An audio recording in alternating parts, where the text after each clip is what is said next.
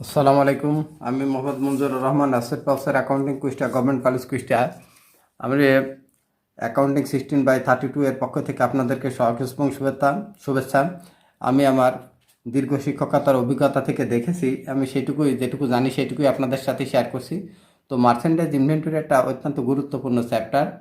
এটা সারা বিশ্বে যে হিসাব বিজ্ঞান যে বিষয়টা রয়েছে, তাতে আমি দেখেছি মার্চেন্ডাইজ ইনভেন্টরিতে মাত্র 13টি জাবেদা হয়।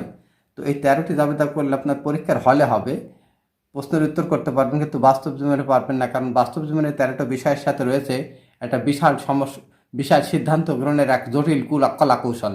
তো আমরা এখানে পিরিয়ডিক্যাল এবং পারপিচুয়াল এই দুটো নিয়মে জার্নালগুলো কিভাবে হয় সেটা আগে দেখে নিই।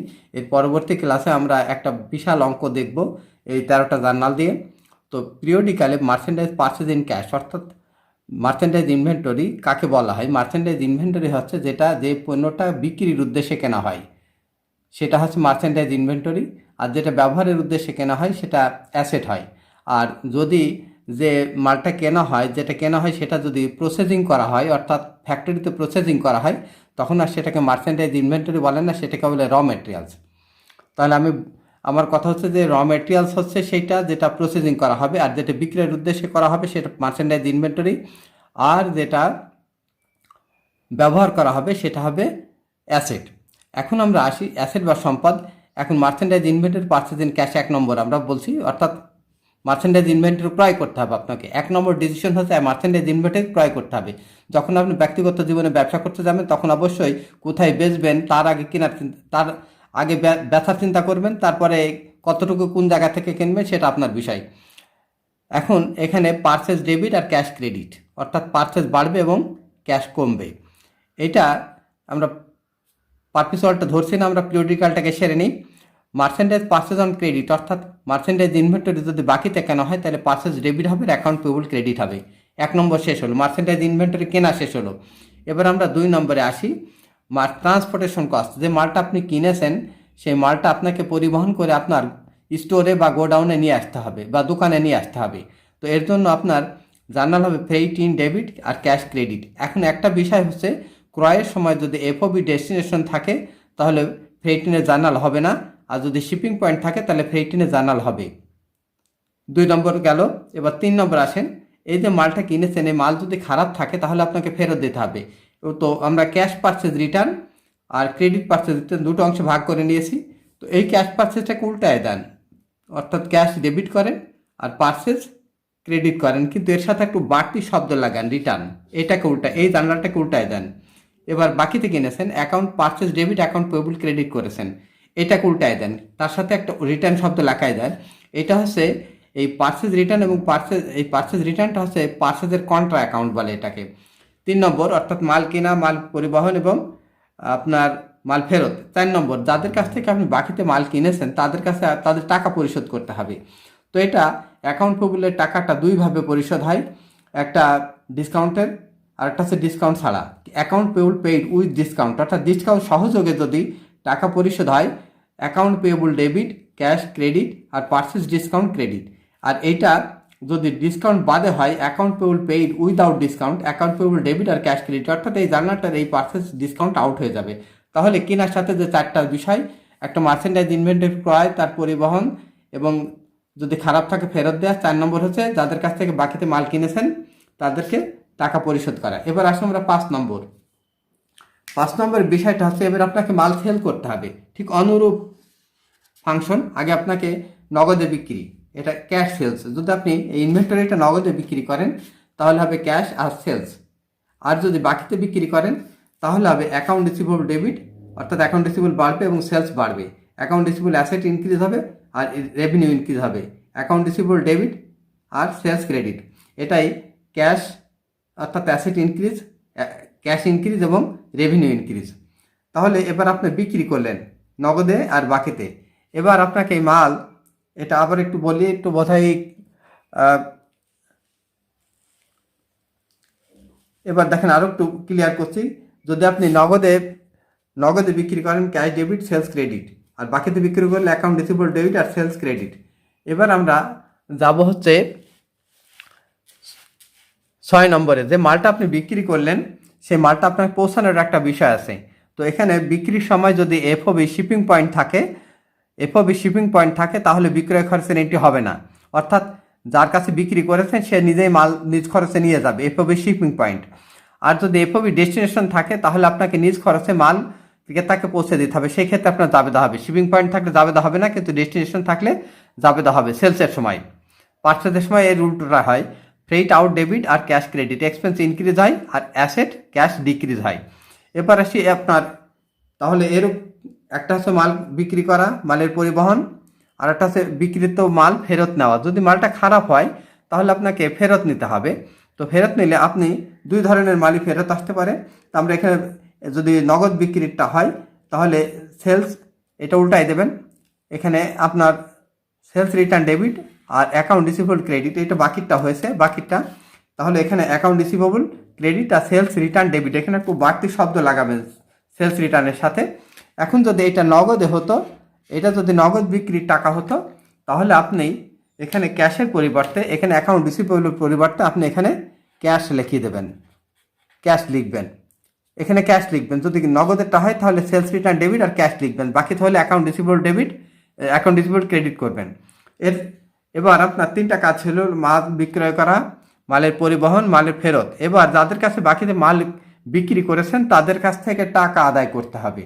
চারটি কাজ: collection from account receivable with discount, অর্থাৎ তাদের কাছে যদি বাটার মাধ্যমে টাকা আদায় হয় তাহলে cash debit, sales discount debit, account receivable credit বাটায় যদি দেন। আর যদি বাটায় না দেন, এটা collection from account receivable without discount, বাটা যদি না দেন তাহলে এই বাটাটা বাদ যাবে, অর্থাৎ ক্যাশ ডেবিট হবে আর অ্যাকাউন্ট রিসিভেবল ক্রেডিট হবে।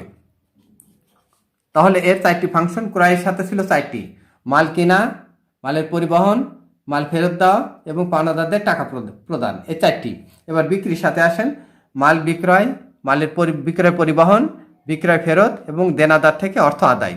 এবার আসেন 9 নম্বরে, স্টক ডিস্ট্রয়েড বাই ফায়ার। যদি আগুনে মাল পুড়ে যায় তাহলে stock destroyed by fire debit হবে আর পারচেজ ক্রেডিট হবে। এখন এই বিমা কোম্পানি, যদি আপনার বিমা করা থাকে তাহলে বিমা কোম্পানির থেকে আপনি কিছু টাকা পাবেন, সেক্ষেত্রে ক্যাশ ডেবিট হবে আর stock destroyed by fire credit হবে। এবার আসেন, মালিক যদি পণ্য উত্তোলন করে তাহলে পণ্য উত্তোলন যদি করে তাহলে ড্রয়িং ডেবিট হবে আর পারচেজ কি হবে? Credit. 11 number, goods free distribution among the customer for advertising, বিনামূল্যে ভোক্তাদের মধ্যে পণ্য বিতরণ। তাহলে এখানে অ্যাডভার্টাইজিং এক্সপেন্স ইনক্রিজ ডেবিট আর পারচেজ ক্রেডিট হবে। এবার আসেন, inventory use in the office, অর্থাৎ ইনভেন্টরিকে যদি আপনি অফিসে ব্যবহার করেন, এটা যদি শর্ট টার্ম হয়, যেটা আপনি ব্যবহার করবেন তার সুবিধাটা যদি একটা হিসাবকালের মধ্যে শেষ হয়ে যায়, সেক্ষেত্রে হবে অফিস এক্সপেন্স ডেবিট আর পারচেজ ক্রেডিট। যদি এটা দীর্ঘমেয়াদে ব্যবহার হয় তখন অফিস ইকুইপমেন্ট ডেবিট হবে আর পারচেজ ক্রেডিট হবে। এবার inventory donate for distress people, donate. এখন সিডর মহামারী অথবা প্রাকৃতিক দুর্যোগের ফলে ক্ষতিগ্রস্ত মানুষকে অনেক সময় সাহায্য করার প্রয়োজন হয়। তো এই সাহায্য করার প্রয়োজনের ক্ষেত্রে আমরা এইটা ব্যবহার করে থাকি। তো এখানে আরেকবার দেখছি, আমরা এখান থেকে 10 নম্বর থেকে দেখে আসি, গুডস ড্রয়িং ডেবিট আর purchase credit, goods free distribution among the customer for advertising expense debit আর পারচেজ ক্রেডিট। আর এখানে inventory use in the office যদি হয়, অফিস এক্সপেন্স অথবা অফিস ইকুইপমেন্ট ডেবিট আর পারচেজ ক্রেডিট। ইনভেন্টরি ডোনেশন যদি করা হয়, ডোনেশন এক্সপেন্স আর পারচেজ এখানে ক্রেডিট হবে। এখন কথা হচ্ছে, যেটা তো এতক্ষণ ধরে আমরা 13টা বিষয় শিখলাম, অর্থাৎ 1 নম্বর হচ্ছে কি, মাল কেনা এবং তার পরিবহন, মাল কেনা এবং তার পরিবহন, মাল কেনা এবং তার পরিবহন, তারপরে ক্রয় ফেরত এবং পাওনাদারদের টাকা পরিশোধ। দ্বিতীয় কাজ হচ্ছে মাল বিক্রয়, তার পরিবহন এবং বিক্রয় ফেরত এবং দেনাদার থেকে টাকা দেয়, 8টা। এবার 9 নম্বরে আগুনে বিনষ্ট পণ্য, 8 নম্বর আগুনে বিনষ্ট পণ্য, 9 নম্বর আগুনে বিনষ্ট পণ্য, 10 নম্বর মালিক কর্তৃক পণ্য উত্তোলন, 11 নম্বর বিজ্ঞাপনের উদ্দেশ্যে পণ্য বিতরণ, পণ্য অফিসে ব্যবহার এবং দরিদ্রদের মাঝে পণ্য বিতরণ। এই 13টা জার্নাল হবে। আর অন্যান্য যে জার্নালগুলো আছে সেগুলো আগের মতোই হবে। এখন এটাকে আমরা পারপিচুয়ালে রূপান্তর করতে হলে আপনাকে যা করতে হবে, আপনি জাস্ট 4টি জিনিস মনে রাখবেন। সেই 4টা জিনিস আমি শর্টকাট এখানে দেখাই দিচ্ছি। 4টা জিনিস আপনাকে 4টা জিনিস আপনি শুধু মনে রাখবেন। এখানে কি করতে হবে আপনাকে, এখানে দেখেন আমি কি করি, যে সমস্ত জায়গায় আপনি পারচেজ লিখেছেন, যে সমস্ত জায়গায় আপনি পারচেজ লিখেছেন, পারচেজ রিটার্ন লিখেছেন, পারচেজ রিটার্ন লিখেছেন, পারচেজ ডিসকাউন্ট লিখেছেন, পারচেজ ডিসকাউন্ট লিখেছেন, আর ফ্রেট ইন লিখেছেন, ফ্রেট ইন, এই 4টি জায়গাকে আপনি মার্চেন্ডাইজ ইনভেন্টরি লিখে দেবেন, মার্চেন্ডাইজ ইনভেন্টরি লিখে দেবেন। একই জার্নাল যেখানে এই 4টার পরিবর্তে আপনি প্রত্যেকটা জায়গায় মার্চেন্ডাইজ ইনভেন্টরি লিখবেন। এবার এই 4টা জিনিস আমরা দেখি যে কীভাবে হচ্ছে। দেখেন এখানে দেখেন, এখানে দেখেন, এখানে দেখেন আমরা পারচেজ লিখেছি, এখানে মার্চেন্ডাইজ ইনভেন্টরি, পারচেজের পরিবর্তে এখানে পারচেজ আছে, এখানে মার্চেন্ডাইজ ইনভেন্টরি। 4টা জিনিস চেঞ্জ করতে হবে। এখানে ফ্রেট ইন আছে, আপনার ফ্রেট ইন আছে, ফ্রেট ইন আছে, এই যে এখানে দেখেন ফ্রেট ইন আছে, আপনি মার্চেন্ডাইজ ইনভেন্টরি করবেন। এখানে পারচেজ রিটার্ন আছে, আপনি মার্চেন্ডাইজ ইনভেন্টরি করবেন। এখানে দেখেন পারচেজ রিটার্ন আছে, মার্চেন্ডাইজ ইনভেন্টরি করবেন।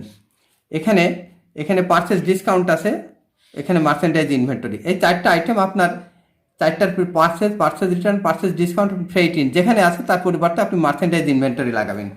আর এখানে সেলসের ক্ষেত্রে 2টা জার্নাল হবে, এখানে সেলসের ক্ষেত্রে 2টা জার্নাল হবে, একটা সেলসের আর একটা কস্টের, একটা সেলসের আর একটা কস্টের, সেলসের আর কস্টের। এখন দেখেন এখানে আর এখানে এই জায়গা আবার দেখেন, এর মধ্যে সেলস সংক্রান্ত জার্নালের মধ্যে পারচেজের কোনো ফাংশন নাই, আগুনে বিনষ্ট থেকে শুরু।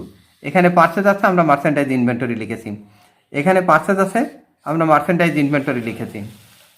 এখানে পারচেজ আছে, এখানে আমরা মার্চেন্ডাইজ ইনভেন্টরি লিখেছি। এখানে পারচেজ আছে, আমরা মার্চেন্ডাইজ ইনভেন্টরি লিখেছি, মার্চেন্ডাইজ ইনভেন্টরি লিখেছি। এখানে পারচেজ আছে, এখানে মার্চেন্ডাইজ ইনভেন্টরি লিখেছি, পারচেজ আছে, মার্চেন্ডাইজ ইনভেন্টরি লিখেছি। এখানে পারচেজ আছে, এখানে মার্চেন্ডাইজ ইনভেন্টরি লিখেছি।